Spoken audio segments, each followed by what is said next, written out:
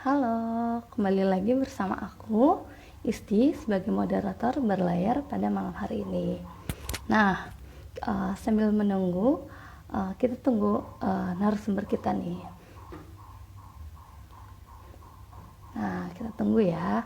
Nah, sesi berlayar pada malam hari ini nih, sesinya seru banget tentunya. Kita akan berlayar dengan judul Lebih Mengenal Profesi Jurnalis gitu. Nah, kita undang dulu ya.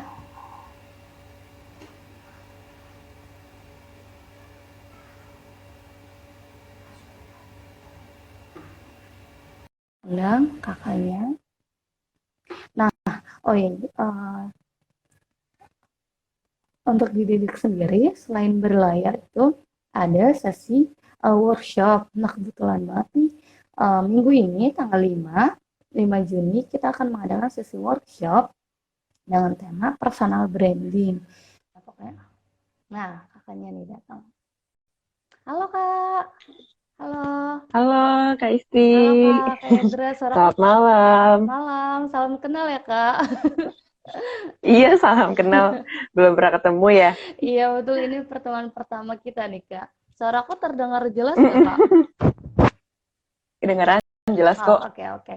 Eh, Suaraku jelas nggak? iya jelas jelas. Wah udah ada yang mulai bergabung nih Kak Jelas Nadia. ya. Iya jelas. Halo Kak. Aku buka sebentar ya Kak. Nggak apa-apa ya.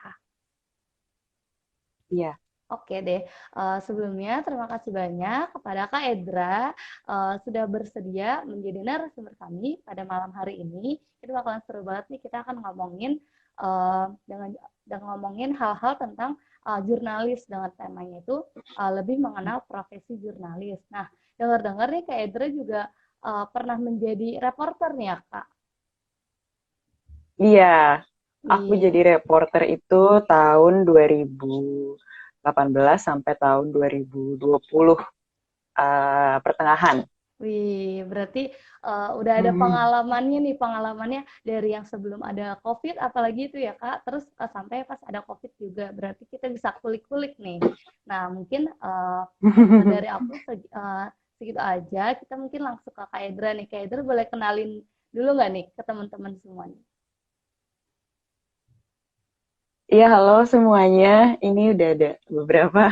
Wih, Aku Edra. Sekarang sih kesibukan lagi kuliah, jadi udah nggak jadi reporter.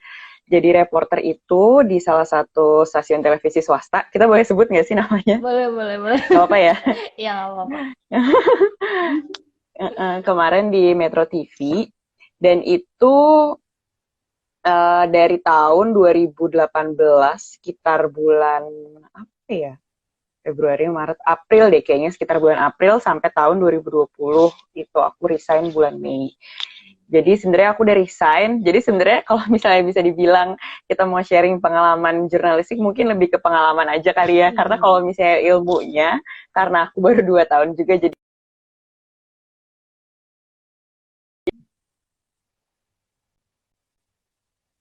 kan udah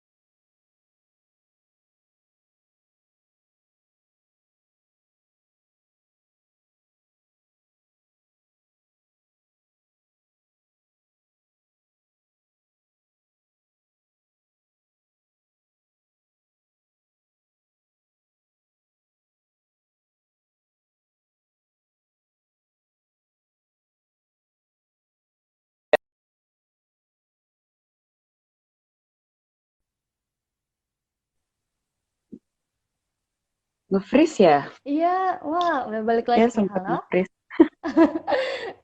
Halo? Iya, udah nih. Udah kok, Udah. udah Udah. jelas. Iya tadi sempet nggak ini ya, apa Iya, sempet nge-freeze. mungkin abis nggak hujan apa-apa. juga nih ya Kak, abis hujan nih. Iya, iya, benar-benar benar. Kalau hujan biasanya langsung, sinyal semua. Iya, betul banget nih. Gimana Kak tadi, maaf tadi. Eh,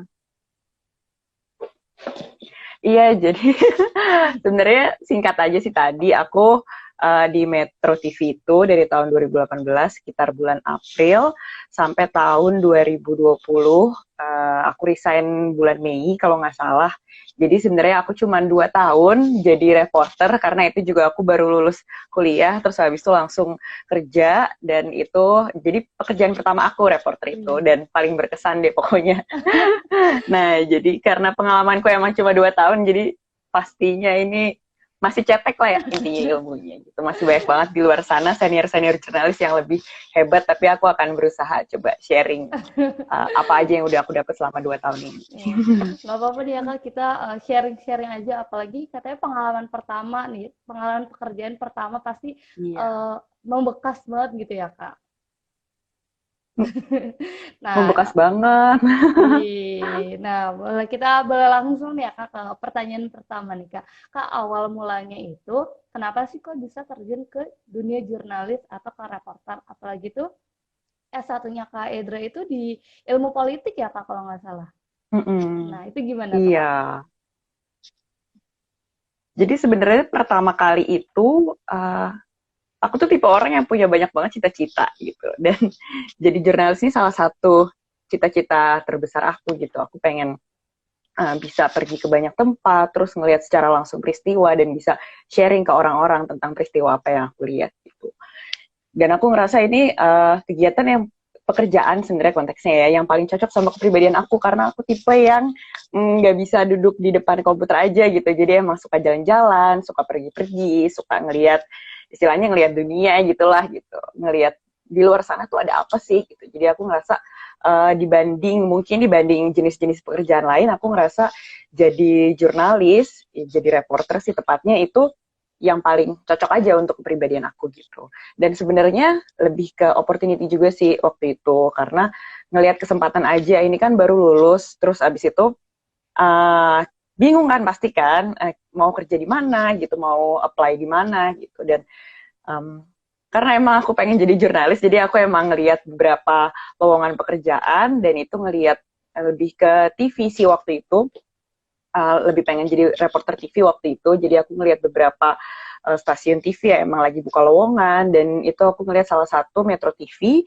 itu kan TV berita ya. Jadi salah satu TV berita pertama di Indonesia. Jadi aku ngerasa mungkin ilmu yang aku dapetin waktu zaman kuliah kan aku jurusannya ilmu politik ini paling bisa diaplikasikan di Metro TV gitu karena memang TV berita dan jadinya pun setelah aku terjun di dunia reporter itu aku mayoritas penugasan yang aku terima emang masih seputar di bidang politik dan juga hukum gitu awalnya. Jadi karena emang cita-cita sih sebenarnya pengen jadi Wih. jurnalis, pengen jalan-jalan.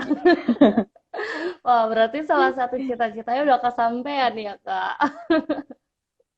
Sampean, puji Tuhan. Dan terus juga ini nih, ada dari Kak Nabila nih. Katanya, dulu sering lihat Kak Edra di TV, keren-keren liputannya. Wah, keren banget nih. Yang di mana nih kalau di layar kelihatannya kayak gitu padahal di balik layar berdarah-darah, Wah, dari kita kulik-kulik bercucuran nih. keringat.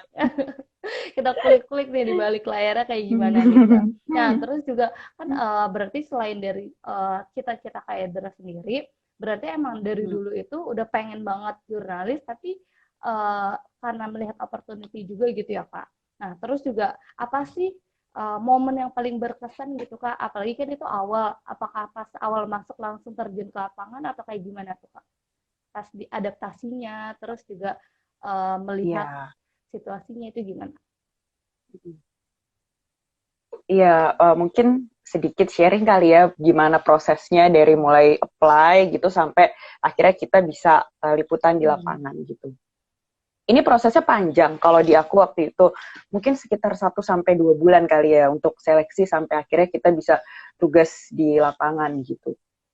Pertama kali kita ikut seleksi kayak biasa, kita apply di lowongan pekerjaannya, terus ada beberapa tahap seleksi, mulai dari tes apa ya, tes tertulis kayaknya waktu itu. Terus habis itu ada pengetahuan umum juga. Terus habis itu ada tes kepribadian, ya, dan segala macamnya itulah. Terus sampai ke tahap user itu kita diminta buat latihan on cam. Jadi kita nyampein berita, latihan gitu di depan kamera, kita nyampein berita. Terus habis itu masuk ke tahap seleksi sampai terakhir, wawancara user, HRD, dan segala macam, sampai akhirnya kita keterima gitu kan. Ada beberapa waktu itu angkatan aku, dan itu pun kita nggak langsung terjun ke lapangan, nggak langsung liputan, karena itu kan seperti hutan belantara gitu ya, kita nggak tahu kan di sana tuh seperti apa, walaupun emang kita belajar teorinya, tapi kan nggak bisa langsung serta-merta terjun gitu. Jadi kita itu belajar teorinya dulu di dalam kelas beberapa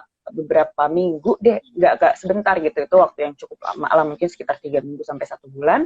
Setelah kita selesai belajar teori, baru nanti kita praktekkan, masuk terjun ke lapangan gitu. Dan itu pun kita tandem dulu. Tandem tuh maksudnya kita pergi ngikutin senior reporter kita, senior jurnalis kita itu untuk ikut liputan mereka. Kita ngelihat prosesnya seperti apa, dari mulai pengumpulan data, riset, segala macam, terus habis itu wawancara narasumber, terus sampai akhirnya membuat kemasan berita itu jadi dan disampaikan kepada pemirsa atau khalayak.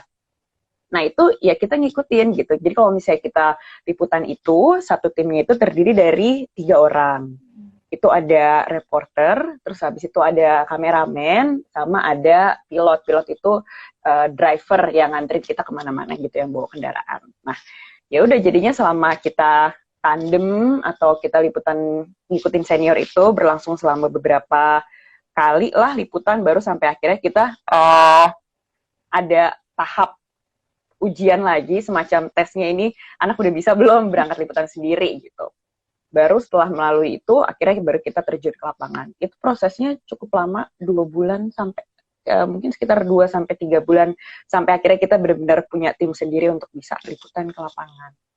Kayak gitu. Wah, ternyata panjang banget ya Kak, dari mulai belajar, harus belajar teori dulu tuh ya Kak. Wow, berarti Iya.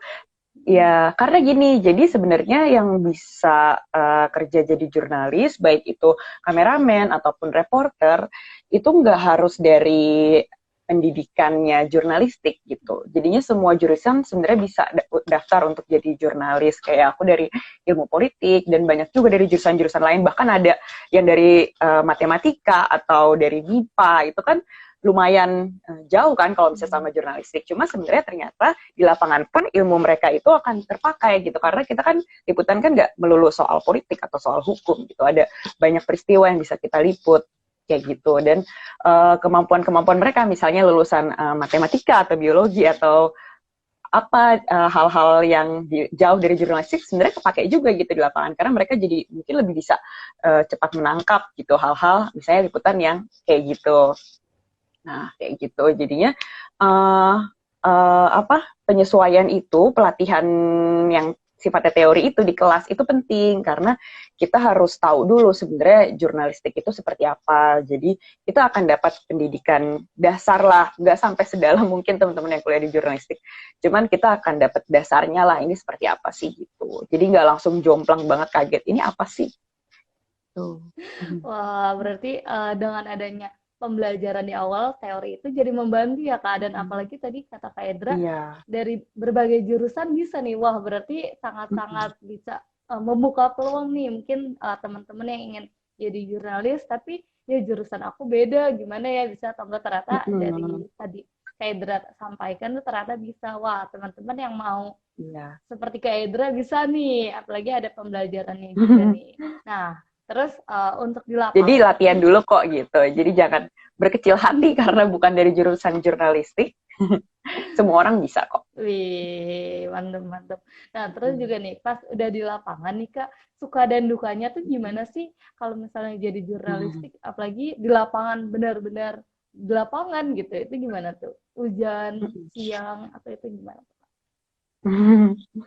Kalau suka dukanya banyak sih, lebih banyak sukanya mungkin ya. Wih, Selama 2 tahun itu, iya dong, berkesan banget ya pokoknya pekerjaan pertama. Sukanya karena ada beberapa hal sih. Kalau aku pribadi, yang paling aku suka karena itu aku bisa pergi keliling Indonesia gitu. Kapan lagi aku bisa pergi keliling Indonesia karena aku kerja gitu. Jadi bukan karena aku mengeluarkan uang pribadi. Jadi aku bisa pergi keliling Indonesia dan itu emang cita-cita aku kan dari dulu. Kayaknya kalau dibanding keliling dunia aku lebih pengen keliling Indonesia deh, dan itu bisa aku dapetin ketika aku jadi jurnalis gitu. Jadi selama waktu kemarin 2 tahun, ini bahkan aku yang cuma 2 tahun gitu, itu aku udah ke sebuah pulau besar yang ada di Indonesia gitu, dan beberapa pulau kecil juga karena jadi wartawan. Jadi bayangin aja kalau misalnya jurnalis-jurnalis yang udah puluhan tahun bahkan yang udah lama gitu, itu mereka udah pastinya udah bisa explore segala macam peristiwa dan tempat yang ada di Indonesia gitu, ngelihat langsung keindahan Indonesia dan keanekaragaman yang ada di dalamnya gitu. Jadi berkesan banget sih itu buat aku, sukanya. Itu aku pernah kalau paling barat itu aku pernah ke Natuna, ke Kepulauan Riau, terus habis itu kalau di timur itu aku pernah ke Papua sampai 2 kali gitu. Itu karena aku jadi jurnalis. Kayaknya kalau misalnya enggak, aku nggak bakalan bisa sampai ke sana waktu itu. Jadinya itu berkesan banget buat aku yang pertama.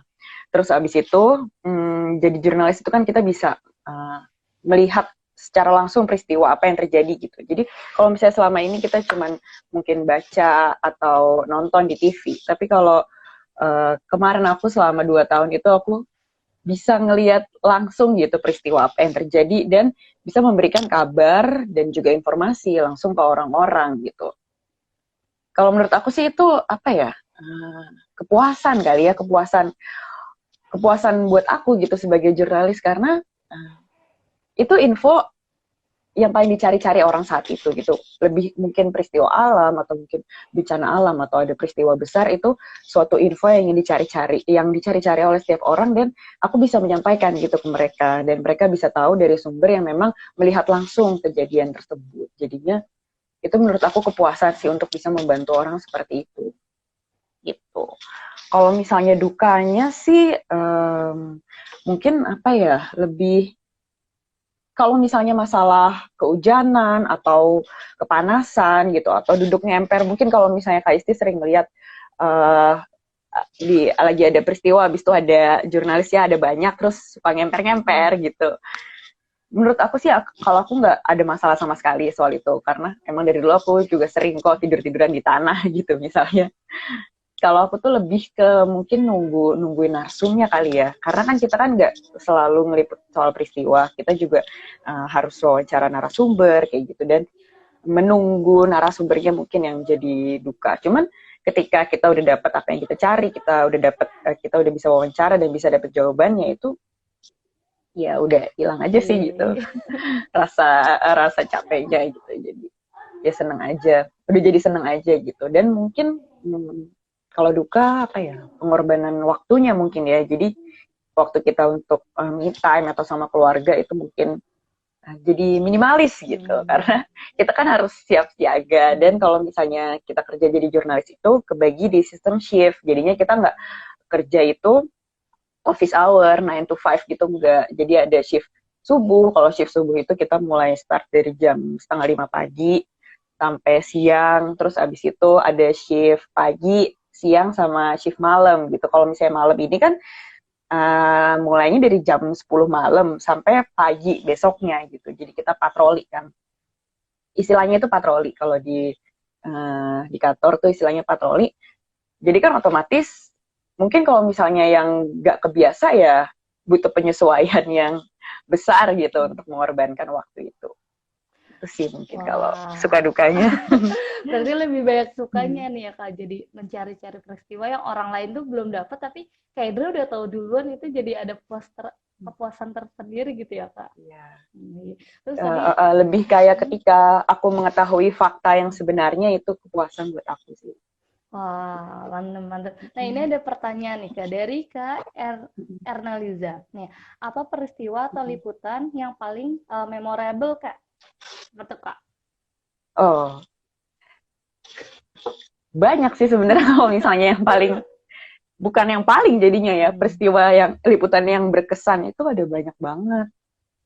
Tapi ada beberapa momen yang menurut aku ya membekas deh pokoknya. Itu aku pernah suatu kali liputan ini sih, terutama walaupun aku mungkin lebih banyak dapat agenda politik atau peristiwa-peristiwa di kota gitu, tapi ketika dapat bencana alam sih lebih tepatnya itu yang lebih berkesan buat aku gitu. Jadi lebih ngena di aku. Itu karena kita ngelihat langsung kan apa yang terjadi dan apa yang menimpa manusia gitu di sekitar kita. Kayak misalnya waktu itu aku liputan pembagian bantuan untuk pengungsian korban kerusuhan di Wamena. Itu aku ngecek di Sentani, waktu itu berangkat bareng sama mantan Menteri Pertahanan Ria Kudu. Waktu itu masih Pak Ria Mizard, sebelum Pak Prabowo kan. Itu aku ke sana buat ngecek itu korban kerusuhan di Wamena, korban kerusuhan Wamena yang ada di Sentani itu gimana ya ngelihatnya, mungkin kalau misalnya lihat di TV atau kita lihat baca berita gitu ya, oke, kita jadi lebih ya oke lah, jadi tahu peristiwanya seperti apa. Cuman ketika kita melihat langsung itu ya rasanya beda gitu, ketika kita memberikan bantuan terus habis itu mereka susah kan hidupnya di pengungsian itu, ekspresi mereka menunjukkan mereka yang sangat bersyukur, itu bikin kita juga bersyukur. Jadi lebih ke situ sih. Mungkin nggak bisa disampaikan dengan kata-kata, tapi emang iya kayak gitu. Jadi kita ngelihat manusia lain yang jarang kita temuin gitu kan, kerusuhan apa segala macam. Mungkin kalau di Jakarta itu jarang, ketika kita melihat langsung dan melihat mereka bersyukur, mata mereka bersyukur, itu otomatis itu akan nyampe ke kita. Itu terus abis itu waktu itu aku pernah liputan. Jadi kita kalau misalnya liputan, biasanya kan satu tim itu bertiga. Jadi ada reporter, ada kameramen, ada pilotnya, drivernya itu. Tapi nggak jarang juga kita itu liputan sendiri doang. Jadi sekarang itu media massa kan udah mulai masuk ke era konvergensi. Konvergensi itu efisiensi lah intinya. Jadi kita kalau misalnya berangkat liputan, kerja 3 orang itu dijadiin ke 1 orang. Jadi akan menjadi video jurnalis namanya, atau kita singkat jadi VJ. Nah, kalau VJ itu kita berangkat sendiri. Jadi kita yang bawa kameranya sendiri, bawa mic-nya sendiri, nanti kita ngambil video, ngambil gambar, segala macam liputan itu sendiri. Kita wawancara narasumber sendiri juga, terus nanti kita live report juga sendiri, kita ngirim insert gambar ke kantor sendiri, pokoknya semuanya sendiri gitu. Nah, beberapa kali aku pergi berangkat VJ, mungkin kalau misalnya aku VJ masih bisa hitungan jari lah ya beberapa kali. Mungkin kalau misalnya senior-senior yang udah lama jadi jurnalis itu mereka VJ udah sering gitu kan, jadi udah kebiasa gitu. Nah, kalau aku tuh masih merupakan suatu hal yang sangat menantang gitu loh buat aku. Jadi kalau pergi VJ tuh VJ gitu, terus habis itu aku akan siap-siap dari Hamin sebelumnya, aku nyiapin barang segala macam, terus habis itu aku bener-bener checklist lagi apa yang harus aku siapin gitu, karena menurut aku tuh menantang gitu, aku nggak terbiasa untuk hal itu. Nah, ini aku pergi VJ waktu itu sendiri juga, waktu ke Natuna itu aku sendiri, berangkat sendiri, sama ke Papua waktu itu juga aku sendiri berangkatnya, nggak sama kameramen, jadi apa-apa sendiri. Nah, di situ tuh yang berkesan buat aku tuh solidaritas, terus abis itu rasa saling tolong menolong antar sesama jurnalis itu ternyata kenceng banget gitu. Mungkin kalau misalnya banyak yang bilang Dra, lu di Metro TV lu gontok-gontokan gak sama TV sebelah apa segala macam. Enggak, kita tuh di lapangan ya kayak gitu. Kita tuh di lapangan tuh ya saling tolong menolong aja gitu. Kalau misalnya dia butuh apa nih, gue bantuin apa segala macam. Nggak ada tuh yang kayak gontok-gontokan buat ngambil gambar, yang mungkin untuk posisi strategis iya, tapi nggak sampai yang sikut-sikutan sampai menjatuhkan teman sendiri gitu, enggak. Nah, yang aku rasain tuh itu ketika aku pergi sendiri, itu waktu itu ke Natuna dulu ya nih ya. Jangan kira kalau misalnya kita mau pergi itu kita akan dikasih tahu Hamin seminggu atau Hamin 1 bulan gitu untuk persiapan, enggak. Itu tuh Hamin 1 hari. ditelepon sama atasan aku langsung, iya, namanya koordinator liputan, Korlip kita nyebutnya. Besok berangkat ya ke Natuna, agendanya kunjungan ke karantina COVID. Waktu itu kan pertama kali kan WNI yang kena COVID di Wuhan pulang ke Indonesia karantina dulu di Natuna gitu. Jadi kunjungan ke sana bareng sama Menteri Kesehatan. Waktu itu masih Pak Terawan Agus Putranto. Jadi berangkat ke sana bareng sama rombongannya Pak Terawan. Ya udah dikasih taunya H-1 gitu, H-1 malam-malam, terus paginya udah berangkat. Dan jangan dikira kita kayak lama gitu bisa sambil liburan, terus habis itu kita bisa jalan-jalan kemana-mana gitu tuh enggak. Jadi di sana itu cuma 1 hari. Jadi apa ya? Banyak hal-hal yang tidak pernah aku bayangkan sebelumnya terjadi dalam hidupku terjadi gitu ketika aku menjadi jurnalis. Pergi keluar kota, keluar pulau sih, dan itu jauh. Cuman dalam waktu 1 hari dan bahkan nggak nginep.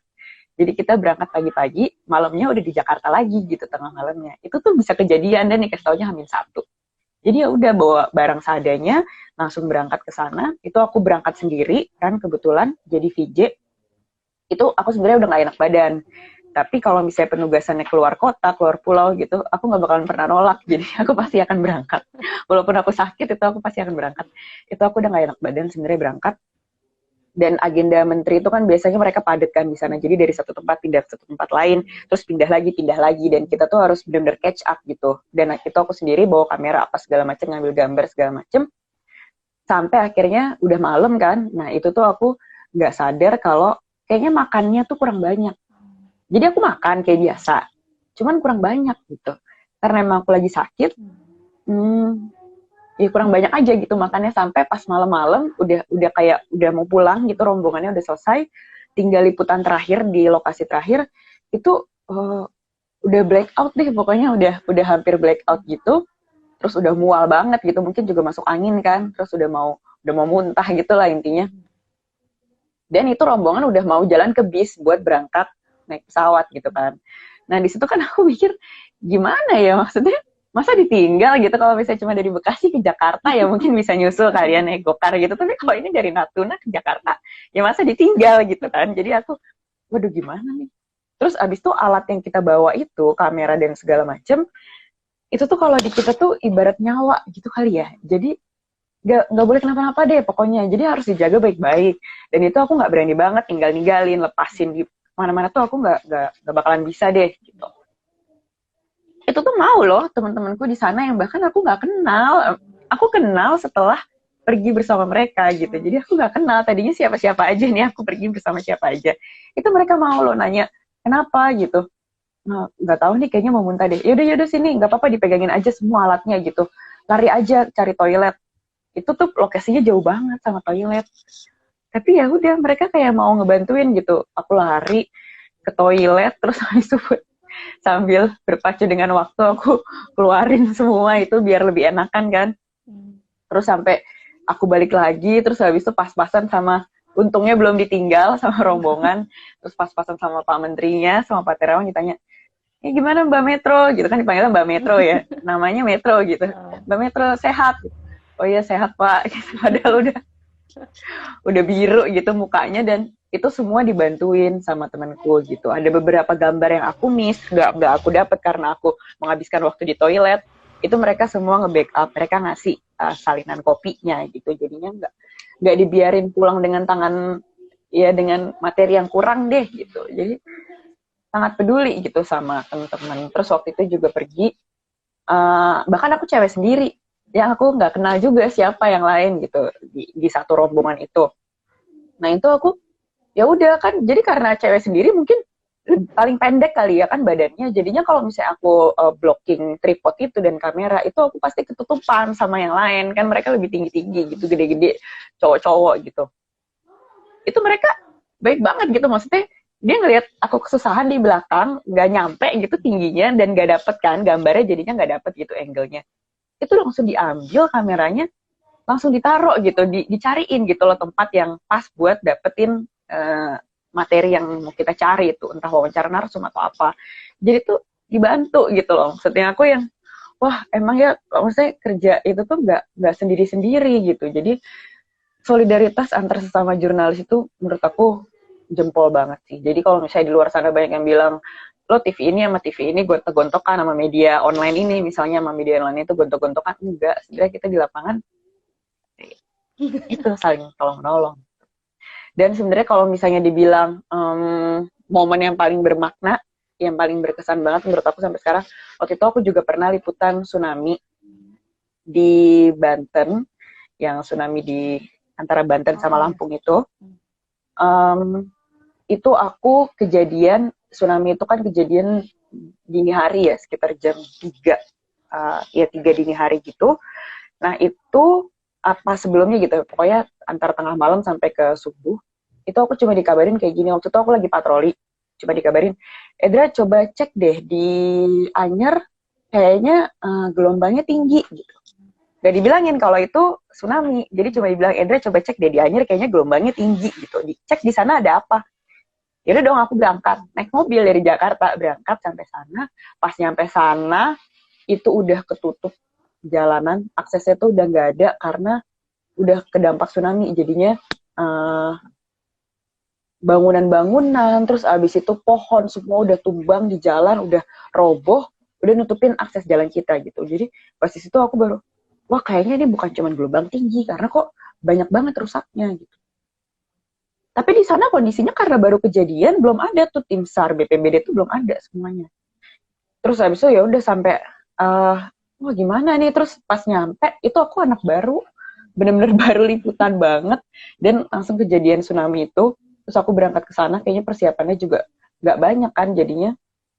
Terus ya udah, itu aku seharian bener-bener dari malam itu juga sampai pagi itu live report terus, karena di sana timnya cuma satu kan aku, yang lain diberangkatin, tapi kan yang di sana baru aku doang gitu. Jadi aku, bener-bener tim aku waktu itu kita bertiga, dari malam itu sampai pagi nggak berhenti live report, nyampein keadaan ini situasi kayak gimana, dan ternyata dikonfirmasi kan kalau misalnya ternyata itu tsunami kayak gitu. Ya udah akhirnya aku di sana kurang lebih 6 hari nggak bawa baju apa-apa, cuma bawa baju satu yang nempel di badan aku. Dan itu pun kalau misalnya kita tidur kan udah nggak ada hotel yang buka gitu, karena kan mereka semua terdampak tsunami. Dibilang, Dra ngopi dulu aja di warung gitu, nggak ada warung, di mana warungnya kan udah hancur gitu loh, maksudnya itu semua di situ hancur gitu. Jadi kita juga tinggal di hotel yang nggak biasa ditempatin mungkin kayaknya ya, karena airnya juga dikit, jadi nggak mandi selama 5 hari, nggak ganti baju selama 5 hari, pakai baju itu.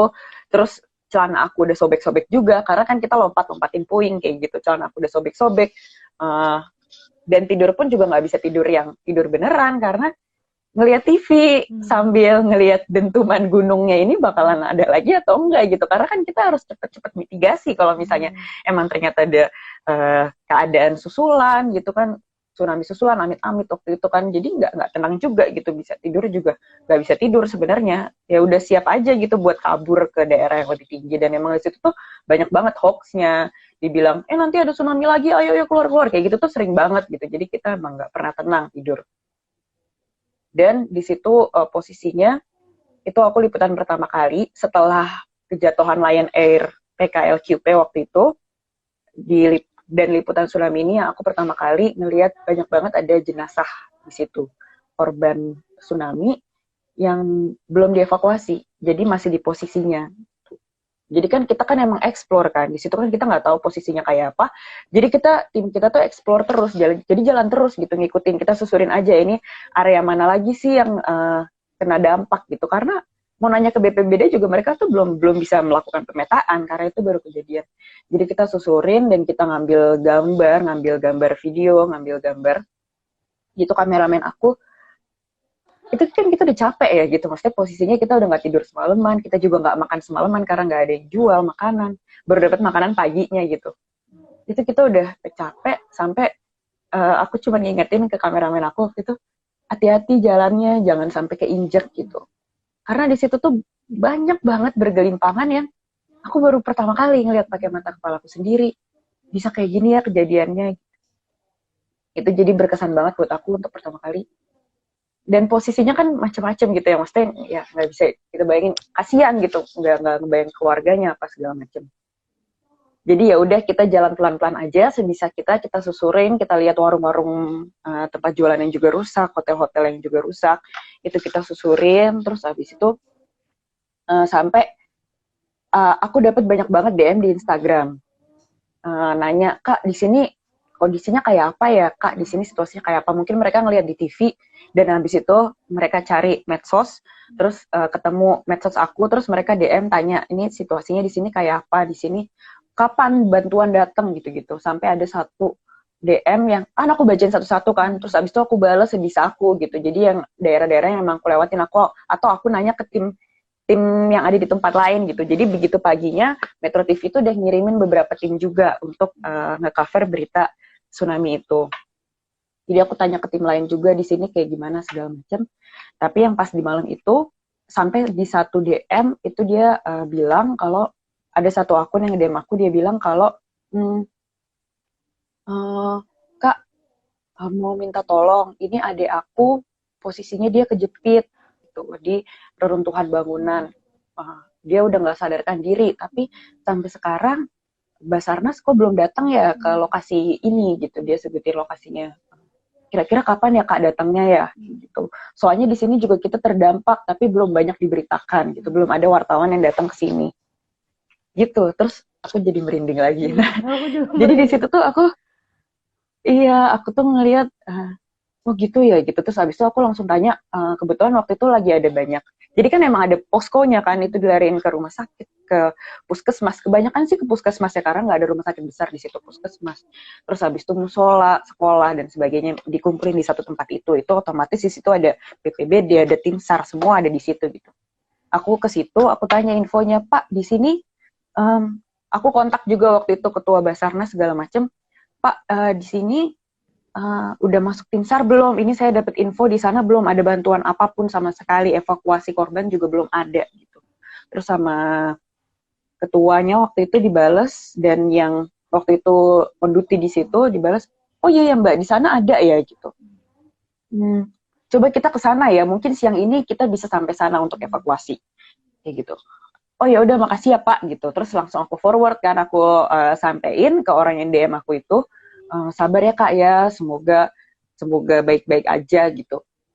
Semoga semuanya baik-baik aja. Tim SAR kemungkinan bisa sampai ke sana untuk evakuasi siang ini, udah bisa ke sana gitu. Mereka sekarang udah menuju ke sana gitu. Dan tim SAR pun makasih sama kita, teman-teman wartawan, karena mereka kan tahu infonya juga dari kita gitu, karena ya itu gitu. Jadi ya kita saling backup aja info-info itu. Jadi tim SAR makasih, terus yang DM aku itu juga bilang makasih, kita tunggu sampai oh ya udah gitu. Itu aku di situ udah apa ya? Bukan kepuasan ya, tapi lebih ke aku merasa ada manfaatnya aja gitu. Walaupun mungkin nggak secara langsung disampaikan live report di TV apa segala macam, tapi lewat hal-hal yang kayak gitu itu kita bisa ngebantu orang gitu. Jadi ketika akhirnya tim SAR ke sana, terus habis itu aku kontakkan terus sama yang nge-DM aku itu, nanya gimana udah nyampe atau belum, terus aku kabarin lagi tim SAR ya Pak Uni udah sampai mana, karena di sana banyak korban dan segala macam. Sampai akhirnya dia bilang, yang nge-DM aku ini udah kontekan agak lama gitu, sampai akhirnya dia bilang, Kak makasih ya, tim SAR-nya udah datang ke tempat kita, adik aku udah berhasil dievakuasi, tapi nyawanya nggak tertolong karena udah nggak kuat kayaknya gitu. Jadi mungkin emang ini yang terbaik buat adik aku, tapi makasih udah bantuin kita di sini. Di situ aku, ya ampun gitu, kok bisa sampai kayak gitu ya, yang aku alamin gitu. Jadi apa ya, maksudnya itu sih hal-hal kecil yang mungkin menurut kita ya ngebalesin DM orang-orang ya bukan hal yang besar gitu kan buat kita, tapi itu berarti banget itu buat mereka. Itu sih yang berkesan menurut aku waktu pas tsunami Banten, kejadian tahun berapa itu, 2019 ya atau 2018 ya, itu sih. Wow, gitu. aku ikutan merinding nih kok dengar cerita dari Kak Edra. Iya. Sama Ternyata waktu itu juga sempat, iya Pak Jokowi juga sempat kunjungan kan waktu itu ke sana, dan kita otomatis ngikutin kan teman-teman wartawan ke sana kemari. Itu baju aku udah compang-camping karena robek, jadi mungkin aku pakai celana yang bahannya nggak bagus kali waktu itu ya. Terus aku ngelompatin puing-puing segala macam, ngegendong alat karena kameramenku kan juga capek, dia juga bawa alat terus, jadi kita ganti-gantian gitu loh. Aku bawa alat live gitu, jadi kalau kita live kan ada alatnya gitu buat kita memancarkan sinyal itu aku ganti-gantian, terus bawa baterainya apa segala macam. Gedubrak gedubrak gedubrak, robek celana, udah kayak jadi rock gitu, koher-koher. Tapi sampai akhirnya temenku tim dari Jakarta datang bawain celana pendek, jadi aku selama 5 hari itu ngedouble celana karena udah nggak ada apa-apa lagi yang aku punya kan. Udah seneng banget tuh dibawain celana. Oh ya, akhirnya nih bawain celana jadi bisa jalan tuh agak agak enak gitu jalannya, karena selama ini kan jalannya agak-agak kayak gitu gitu sih. Jadi ini berkesan banget nih waktu pas tsunami itu gitu sih Kak Isti. Wah, keren banget nih. Aduh, ternyata emang hal kecil Gitu. dari kita belum tentu kecil juga buat orang lain ya, Kak. Jadi mungkin dari kita cuma Iya. balesin, tapi ternyata mereka dengan kita balesin, dengan kayak Dura balesin, dengan Iya, kita cuman konteks bantu jadi sama. perantara doang kan istilahnya. Iya, tapi membantu gitu. Nah, terus ada ini nih dari Kak Supri katanya, Kak, nanti ngobrol-ngobrol sama aku dong buat konten YouTube. Wah, Wah, wah, saking berkesannya nih, Kak. Dan terus juga ini nih, tadi ada pertanyaan lagi, katanya eh, Mbak Edra dari Kak Juanda. Mbak Edra pernah liputan di daerah konflik? Nah, gimana tuh, Kak? Pernah nggak tuh, Kak? kalau liputan di daerah konflik aku belum pernah sih. Konflik yang terjadi secara langsung ya. Hmm, pernahnya kayak itu ke pengungsian waktu selesai konflik yang di Wamena itu di Papua. Aku ngelihat kondisi pengungsiannya aja. Tapi mungkin kalau misalnya konflik antar daerah aku belum pernah. Mungkin kerusuhan kali ya. Karena menurut aku kerusuhan juga sesuatu yang ya ampun nih orang-orang sampai segitunya gitu memperjuangkan apa yang mereka inginkan. Waktu itu kerusuhan habis pemilu, iya kan, terus habis itu pas waktu Omnibus Law dan segala macam itu. Tapi bukan kerusuhan konflik antar daerah, enggak, lebih ke kerusuhan di dalam kota aja sih. Oke. Gitu. Wah, ada lagi nih Kak dari pertanyaan dari Kak Juanda. Kalau lagi musim COVID ini, kalau gak enak badan, apa tetap dipaksain buat liputan? Gitu tuh Kak.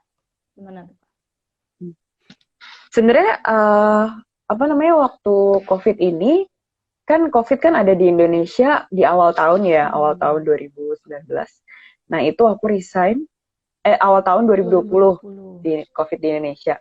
Aku resign itu bulan Mei. Jadinya aku cuma dapat sekitar 5 bulan untuk liputan COVID itu. Jadi kalau untuk sekarang mungkin lebih aware kali ya. Jadi aku lihat kebijakan di beberapa kantor media itu mulai concern untuk para pekerjanya, terutama jurnalis yang liputan di lapangan kan, yang selalu ketemu sama banyak orang. Jadi nggak full dalam waktu 7 hari, kan 5 hari kerja kan biasanya, itu nggak full 5 hari, 5 harinya pergi ke lapangan gitu. Jadi mungkin ke lapangannya bisa cuma 3 hari atau 4 hari dalam seminggu. Nah, jadi ya emang nggak bisa dipaksa sih karena kan situasinya kayak gini. Dan kalau misalnya emang lagi sakit, ya baiknya dipulihkan dulu kondisinya daripada menjadi individu yang rentan kan kena penyakit gitu. Nah tapi waktu zaman aku pas masih liputan itu aku beberapa kali dapat penugasan COVID. Itu ya emang nggak bisa dipaksa sih sama sekali. Sama juga sih sebenarnya kondisinya sama saat ini. Ya kita yang tahu diri kita sendiri, kita yang tahu kondisi badan kita. Jadi jangan sampai, prinsipnya jangan sampai kita jadi menyusahkan orang lain gitu kan. Jadi kalau misalnya kita yang jadi sakit kan, jadi gini, misalnya kita sakit, terus abis itu kita jadi rentan buat kena virus gitu. Misalnya kita kena COVID, kan kita nggak tahu orang-orang siapa yang udah kita temuin gitu, tracingnya kemana, atau mungkin kita sebenarnya sakit tapi kita denial, terus kita tetap maksa untuk liputan dan ternyata kita kena COVID dan kita jadi carrier walaupun kita nggak merasa kita sakit. Itu kan orang-orang di sekitar kita juga yang kena dampak gitu. Jadi sebenarnya kalau misalnya liputan pas COVID ya mungkin selain emang tahu kondisi diri sendiri, juga jangan yang ditekankan ya juga jangan egois gitu. Kita pikirin keluarga dan orang-orang di sekitar kita gitu. Jadi walaupun emang liputan itu penting dan bagian dari pekerjaan, tetap harus ya sadar diri aja gitu untuk tetap menjaga kondisi agar fit juga dan juga enggak menularkan penyakit ke orang-orang di sekitar kita. Berarti emang harus tetap Mhm. jaga kesehatan ya, Kak? Iya, harus fit karena kan kita di lapangan kan. Ya itu emang kita benar-benar harus jaga kondisi badan kita gitu. Jangan sampai jadi yang malah rentan deh kena penyakit gitu. Hmm. Nah, ini ada pertanyaan, bukan pertanyaan sih, katanya dari Kak Ibnu, cerita lagi dong Kak. Wah, berarti cerita Kak Ibnu sangat-sangat ini nih, seru nih. Nah, ada lagi dari Kak Juanda. Kak, pakaian waktu liputan tsunami Banten masih disimpan nggak? Kan bersejarah banget tuh.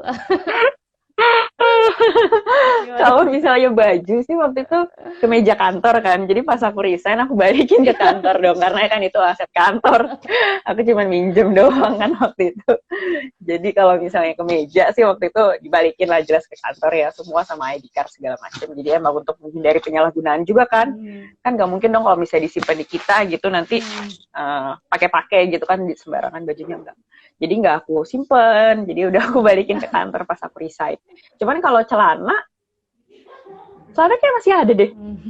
Celana masih ada yang robek. Tapi kalau yang robek-robek kayaknya udah aku buang sih.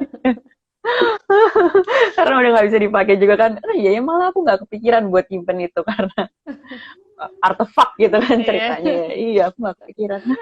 Udah aku buang sih kayaknya. Tapi kalau celana pendek yang dibawain sama temen aku masih Hmm. pegang sih sampai sekarang. Wih. Iya, Nah, iya terus bener juga ya. ini nih dari Kak Audi, katanya liputan paling berkesan buat Kak Edra saat liputan kemana, di mana, dan momen apa yang paling diingat Kak? Wah, tadi sebenarnya udah diceritain banget tuh tadi, Pak. Seru Iya, banget. nanti aku japri deh Audila. Iya, Tadi udah diceritain. iya, seru banget tadi cerita dari Kak Edra nih, apalagi dari liputan-liputannya kayak gitu. Nah, terus selain yang tadi udah diceritain nih, Kak Edra tuh sekarang kan sudah resign ya Kak. Nah, itu tuh sekarang setelah lulus dari S2, kira-kira mau lanjut jadi jurnalis lagi atau gimana nih Kak? Itu pertanyaan susah sih. Kalau nggak dijawab juga boleh kok Kak. Sebenarnya aku kan emang suka Hmm. bidangnya, aku suka pekerjaannya Hmm. segala macam. Tapi gini, aku itu mungkin kalau misalnya dibilang mau atau enggak, jadi aku sekarang masih kuliah. Aku belum lulus nih Kak Isti. Jadi doain ya emang goals aku jangka pendek udah lulus kuliah dulu gitu. Amin, Jadi kalau misalnya ditanyain amin. pertanyaannya sekarang, ya amin. Kalau ditanyain pertanyaannya sekarang, mungkin aku bisa bilang aku belum tahu Hmm. aku bakalan balik lagi ke dunia jurnalistik atau enggak. Karena aku masih menjalani proses itu untuk bisa meyakinkan diri aku kemana nih nanti aku akan karir aku akan kemana gitu. Tapi sekarang sih aku kuliah jurusan ilmu komunikasi. Hmm. Jadi Masih emang ilmu sejalur. ilmu jurnalistiknya aku masih tetap dapat. Iya, masih sejalur. Jadi ilmu jurnalistiknya aku masih akan tetap dapat. Gitu. Cuman yang perlu aku sampaikan adalah bahwa mungkin ada beberapa orang yang mereka harus bersyukur karena mereka udah bisa tahu gitu sejak awal apa yang mereka inginkan, career path seperti apa yang mereka mau gitu. Mereka belajar apa dan mereka sudah yakin untuk menekuni bidang itu mungkin untuk seumur hidup mereka atau sepanjang mereka bekerja. Tapi ada beberapa orang seperti aku gitu misalnya, aku nih tipe yang masih terus mengeksplor gitu. Jadi sebenarnya apa sih yang akan aku jalani nanti setelah aku lulus dari kuliah dan aku bekerja gitu. Di sini sih aku ngelihat pendidikan itu merupakan hal yang penting buat aku. Jadi makanya aku waktu itu resign. Sebenarnya alasannya karena aku mau kuliah. Jadi waktu itu emang lagi ada rezekinya di situ untuk aku kuliah di tahun 2020 itu untuk aku mulai kuliah. Dan emang untuk jam liputan, jam kita kerja sebagai wartawan dan jam kita untuk kuliah itu bentrok. Jadi nggak bisa kalau untuk kerja sebagai jurnalis waktu itu. Karena kan kuliah itu kan uh, Senin sampai Jumat aku tiap hari dari pagi sampai malam gitu dan kalau jadi wartawan kan shift kita kan bisa pagi, bisa Hmm. malam, bisa siang gitu. Jadi jamnya bentrok. Jadi makanya waktu itu aku resign. Tapi di situ aku melihat pendidikan itu memang hal yang penting dan jadi bagian dari proses pembelajaran untuk diri aku sendiri, untuk lebih mengenal aku ini sebenarnya mau ke arah mana. Kayak gitu. Nah, jadinya untuk teman-teman yang udah tahu career path dia akan seperti apa yang dia cari, itu memang harus disyukuri. Tapi untuk beberapa orang seperti aku yang memang masih terus mengeksplorasi, semangat gitu. Jadi jangan malah jadi minder. Mungkin banyak orang yang tanya, kenapa lo kok nggak ngelanjutin jadi jurnalis lagi, kenapa lo malah resign apa segala macam, katanya suka apa segala macam.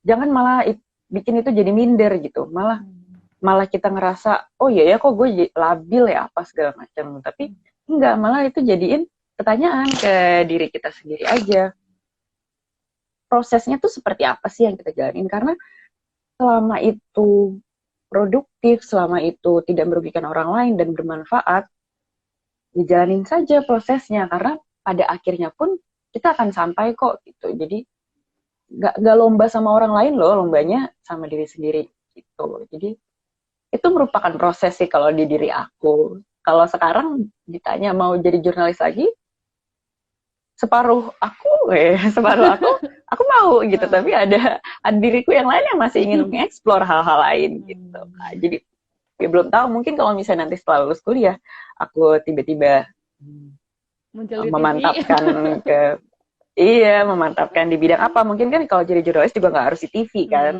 bisa sekarang kan udah banyak gitu, maksudnya media-media alternatif yang juga menarik gitu. Bisa mungkin ke arah sana, atau mungkin di bidang lain tapi masih di ranah komunikasi. Itu masih proses sih kalau di aku gitu. Wah, kalau aku tadi terharu banget sama kata-kata Kak Edra. Jangan berlomba dengan orang lain, tapi berlomba ke diri sendiri. Wah, itu tersentuh banget aku. Iya. Nah, ini ada pertanyaan lagi nih dari Kak Andrew. Katanya, Kak, menurut Kakak, apa yang dapat diimprove dari kondisi jurnalisme di Indonesia? Kalau kondisi jurnalisme, mungkin kalau misalnya sekarang ini aku udah nggak terlalu in touch di sana sebagai praktisi, karena kan aku udah resign. Aku belum melihat secara langsung praktiknya seperti apa, tapi karena sekarang aku lagi kuliah dan juga jurusannya ilmu komunikasi, itu aku melihat memang untuk media saat ini yang paling harus diimprove adalah keterbukaan dari media itu sendiri untuk menyongsong dunia digital yang fasenya ini sudah mulai memasuki fase baru di konvergensi itu sendiri gitu. Jadi yang bisa diimprove adalah semakin terbuka untuk pola pikir dan kemajuan teknologi itu gitu. Konvergensi ini kan menuntut adanya efisiensi. Jadi kita nggak bisa cuman mengandalkan ya udah mau liputan gitu misalnya job desk-nya maunya cuman wawancara doang atau apa, atau ngambil gambar doang gitu. Enggak, sekarang itu eranya udah digital, semua orang itu bisa menyampaikan berita gitu kan. Ada yang namanya user generated content, jadinya orang itu siapapun itu bisa menghasilkan berita, cuman kan konsekuensinya akan timbul hoax, akan timbul berita-berita yang mungkin tidak akurat seperti itu. Nah, ini adalah tugas-tugas media-media yang ada sekarang juga dan media-media konvensional ini untuk mengarah ke arah sana gitu. Jadinya ya harus terbuka, itu tantangannya. Tantangannya semakin maju teknologi, semakin banyak potensi-potensi berita yang tidak akurat dan hoax, dan di situ harusnya teknologi itu dimanfaatkan untuk bisa menghasilkan berita-berita yang lebih berkualitas gitu, dengan melek dan mengarah ke arah konvergensi itu. Wah, semoga terjawab ya Kak tadi dari pertanyaan. Iya, mungkin tapi kalau misalnya untuk prakteknya di lapangan, mungkin nanti bisa diadain sesi lagi sama jurnalis-jurnalis yang udah bertahun-tahun menggeluti di bidangnya. Mungkin kalau misalnya di lapangan kan bisa lebih tahu kondisinya seperti apa. Tapi kalau secara teori, ya kita sampai di tahap itu gitu. Udah ada kemajuan teknologi, perkembangan zaman, dan itu emang keniscayaan kan. Jadi memang harus butuh banyak penyesuaian. Dari yang konvensional harus bisa masuk ke konvergensi, semuanya untuk efisiensi. Ternyata berarti karena udah beralih gitu ya Kak ke efisiensi. Nah, ada ini nih dari Kak Ruli, Kak Edra gimana kabarnya? Wah, terus dari Kak Erna, bijak, wih, dari teman-temannya Kak Edra nih kayaknya nih. Nah, kabarnya baik. Alhamdulillah baik. Nah, baik. Nggak kerasa nih Kak, ternyata kita tinggal 5 menit lagi nih, sesi kita seru banget tadi dengerin. Iya, tadi seru banget dengerin cerita Edra, pengalamannya. Apalagi pas tadi sampai bajunya robek-robek gitu Kak. Nah, mungkin ini pertanyaan terakhir aku kali ya. Nah, apa sih apa goals ke depan, goalsnya Kak Edra ke depannya itu seperti apa? Dan ada nggak sih pesan untuk kita sebagai anak muda itu uh, untuk meraih cita-cita atau apa yang kita inginkan gitu? Ada nggak tuh Kak? Nah, tapi sebelum itu ada ini nih dari Kak Batik. Nih katanya perpanjang waktu boleh Kak? Kita dengerin Kak Edra. Wah, kita juga mau nih. Waduh, udah malam.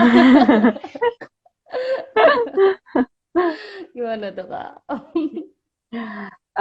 Tadi gimana pertanyaannya kita ini ya soal Jadi jadi salfok. Oh, goals kita iya ya, goals ya. goals Kak Edra dulu nih. Kalau apa ya, goals jangka pendek, aku selalu ngebagi tujuan hidup aku tuh jadi kayak gitu. Jadi ada yang jangka pendek, ada yang jangka panjang gitu. Kalau jangka pendek, goals aku adalah lulus kuliah. Jadi Amin, doain kita ya aku bisa doain. cepetan. Cepetan. Maksudnya bukan cepetan, tapi lebih ke lancar semua prosesnya sampai aku akhirnya bisa lulus kuliah, selesai kuliah. Terus kalau misalnya untuk tujuan hidup jangka panjang, bisa kuliah lagi di Amin, jenjang yang lebih amin, tinggi. amin. Kita doain. Amin. Karena ya menurut aku itu balik lagi kalau pendidikan itu adalah hal yang penting. Jadi nggak cuma dapat ilmu yang secara apa ya tertulis ya, tapi lebih membentuk kepribadian gitu. Aku yang sekarang juga karena aku sekolah gitu. Jadi menurut aku itu penting untuk tetap mengutamakan pendidikan dalam hidup kita gitu. Dan kalau misalnya untuk jangka panjang, ya itu sih semoga dengan aku bisa belajar terus gitu. Jadi aku bisa punya semakin banyak ilmu yang bisa bermanfaat untuk sekitar aku gitu. Jadi apapun itu bentuknya, apapun itu wujud profesinya, mungkin aku bisa jadi jurnalis lagi atau di bidang lain gitu. Tapi kalau aku mungkin konteksnya di ilmu komunikasi ya, tapi selama itu bisa bermanfaat bagi orang lain, itu bisa menjadi tujuan hidup aku. Dan kalau aku pengen bisa semakin ngembangin bisnis sendiri sih. Wih, kita doain Gitu. nih dengan tujuan-tujuannya Kak Edra. Amin. Baik sekali. Nah, terus selanjutnya nih kayak yang tadi pesan untuk kita semua untuk mengejar mimpi kita gimana? Kalau misalnya untuk mengejar mimpi, kayak balik lagi yang tadi aku bilang, mungkin ada beberapa orang yang harus bersyukur karena mungkin sudah tahu gitu seperti apa jalan hidupnya, pekerjaan apa yang membuat dia senang, yang membuat dia enjoy. Tapi untuk mungkin pesan aku buat teman-teman di luar sana yang masih terus mengeksplorasi diri sendiri, itu selama kamu bahagia, selama kamu menikmati, selama apa yang kamu lakukan itu bermanfaat dan memberikan berkah untuk diri kamu dan juga orang-orang di sekitar kamu, terus abis itu membuat kamu berkembang, itu nikmatin prosesnya gitu. Karena dari situ kamu bakalan bisa mendengar apa yang kamu inginkan, apa yang ingin kamu kenali dari diri kamu. Jadi semakin bisa membawa kamu itu ke arah yang kamu mau gitu. Jadi yang tadi aku bilang, kita itu lomba, kita itu bersaing, kita itu berkompetisi sama diri kita sendiri. Jadi selama kamu itu tetap disiplin dan kamu tetap bertanggung jawab dan konsekuen sama apa yang kamu lakukan, itu pasti bakalan sampai kok di garis finish kamu. Apapun itu, dan itu tidak akan tergantung dari apa yang orang nilai terhadap diri kamu.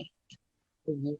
Jadi semangat untuk semua yang masih mengeksplorasi diri sendiri. Ini aku mau jadi apa sih gitu. Udah 25 tahun, gaji lo harusnya udah 100 juta ya gitu. Mungkin tabungan lo apa segala macam.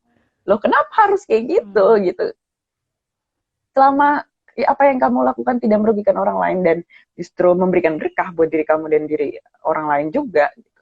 Ya lakukan gitu. Itu bagian dari proses yang harus kamu nikmatin gitu, bukan kamu sesali gitu, atau kamu malah jadi minder sama diri kamu sendiri. Wah, ini banget nih. Tersentuh banget dengan kata-kata Kak Hendra. Nah, terus juga dari ini, Gitu. dari Kak Juana sering-sering live Mbak Hendra. Wah. Iya, Aku tuh live Instagram baru pertama kali sama Didi. Aku sebelumnya Wah, nggak pernah live Instagram. wah, berarti terima kasih banget sih, berarti. Nggak pernah sama sekali. Wah, keren, keren, Iya, keren. sama-sama. Terima kasih. Mungkin eh, Sama-sama. mungkin karena waktu kita juga udah habis, mungkin Kak Idra juga ingin istirahat, udah malam juga. Mungkin aku boleh tutup sebentar ya, Kak. Nah, Iya. jadi untuk teman-teman yang masih join, terima kasih banyak sudah join. Untuk Kak Idra juga terima kasih banyak nih sudah berbagi pengalamannya dan ceritanya. Sama-sama. Ilmunya seru Oh iya, banget. Didi kalau misalnya, Hmm?